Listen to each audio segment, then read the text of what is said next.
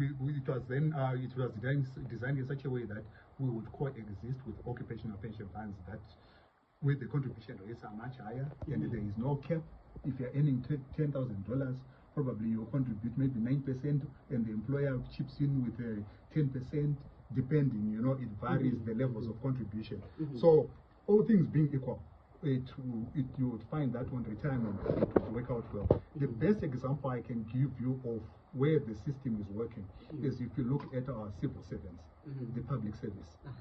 Every civil servant gets a pension. If you work for the civil service, you get yourself your public service pension and you get your NASA. So you've got two streams of income that are coming. Yeah, but that is just the starting point.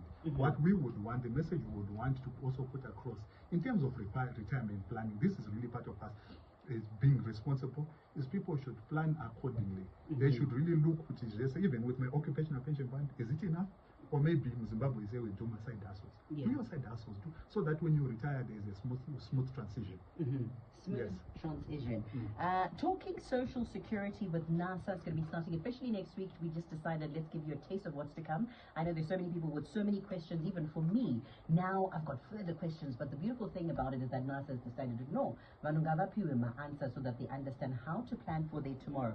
From questions of what is your NASA, what does it do for you, to questions like, is there a platform where someone can actually contact them and find out more about what they're doing? All these questions are going to be answered and so much more during the period in which we're going to be having NASA in studio to just tackle some of those very difficult questions. But I wanted to pose this question to you, and hopefully next week when we come back with the official program, we can start a very robust conversation. So for you, what are you doing in terms of your savings? And even do you know what your contributions are? Are you looking at your pay slip? All those questions.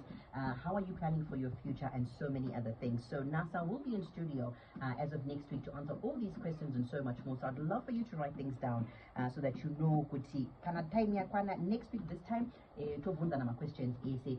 Mutseyekwa, thank you so much for making this program available to us, because funny confusion and I think I've seen a lot of people on different platforms with different answers, but it's always good when we have the horse and its mouth to tell us what's going on in NASA. My pleasure. Hopefully after 6 months or so we'll be talking something different. We'll have a very enlightened listenership on ZFM. Right. I'm even getting your questions now.